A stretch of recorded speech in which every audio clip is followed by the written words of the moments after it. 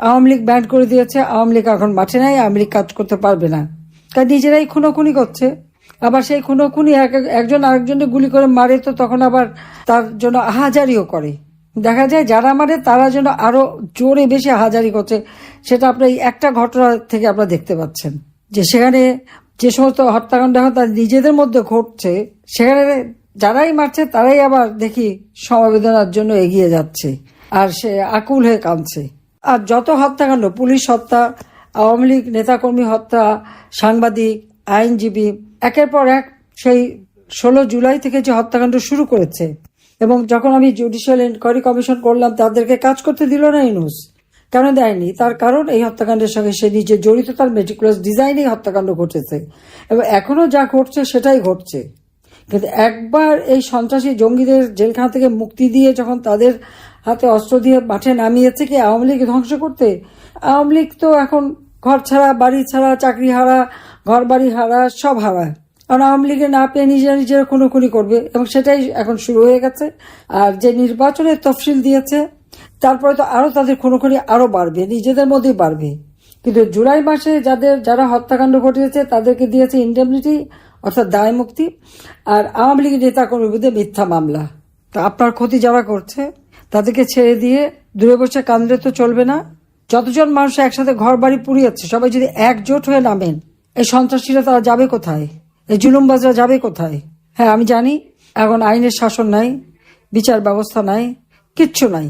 আপনি মামলা করতে গেলে মামলা করতে দেবে না, উল্টো যে মায়ের খায় তার বিরুদ্ধে মামলা দেয়, যে মারে তাদের মাথায় করে নাচে। কিন্তু এর খেসাও তাদের দিতে হবে। আওয়ামী লীগ ব্যান্ড করে দিয়েছে, আওয়ামী লীগ এখন মাঠে নাই, আওয়ামী লীগ কাজ করতে পারবে না, কারণ নিজেরাই খুনোখুনি করছে। আবার সেই খুনোখুনি একজন আরেকজনকে গুলি করে মারে, তো তখন আবার তার জন্য আহাজারিও করে। দেখা যায় যারা মারে তারা যেন আরো জোরে বেশি আহাজারি করছে।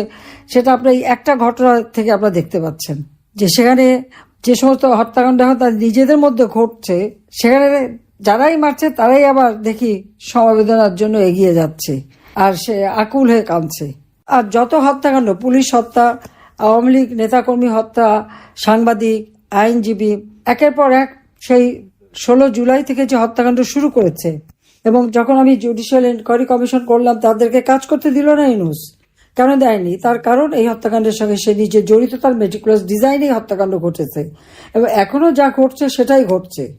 কিন্তু একবার এই সন্ত্রাসী জঙ্গিদের জেলখানা থেকে মুক্তি দিয়ে যখন তাদের হাতে অস্ত্র দিয়ে মাঠে নামিয়েছে কি আওয়ামী লীগ ধ্বংস করতে, আওয়ামী লীগ তো এখন ঘর ছাড়া, বাড়ি ছাড়া, চাকরি হারা, ঘর বাড়ি হারা, সব হারা। কারণ আওয়ামী লীগে না পেয়ে নিজেরা খুনোখুনি করবে, এবং সেটাই এখন শুরু হয়ে গেছে। আর যে নির্বাচনের তফসিল দিয়েছে তারপরে তো আরো তাদের খুনোখুনি আরো বাড়বে, নিজেদের মধ্যেই বাড়বে। কিন্তু জুলাই মাসে যারা হত্যাকাণ্ড ঘটিয়েছে তাদেরকে দিয়েছে ইনডেমনিটি, অর্থাৎ দায় মুক্তি, আর আওয়ামী লীগের নেতাকর্মীর বিরুদ্ধে মিথ্যা মামলা। তা আপনার ক্ষতি যারা করছে তাদেরকে ছেড়ে দিয়ে দূরে বসে কাঁদলে তো চলবে না। যতজন মানুষ একসাথে ঘর বাড়ি পুড়িয়েছে সবাই যদি একজোট হয়ে নামেন, এই সন্ত্রাসীরা তারা যাবে কোথায়? এই জুলুমবাজরা যাবে কোথায়? হ্যাঁ, আমি জানি এখন আইনের শাসন নাই, বিচার ব্যবস্থা নাই, কিচ্ছু নাই। আপনি মামলা করতে গেলে মামলা করতে দেবে না, উল্টো যে মায়ের খায় তার বিরুদ্ধে মামলা দেয়, যে মারে তাদের মাথায় করে নাচে। কিন্তু এর খেসাও তাদের দিতে হবে।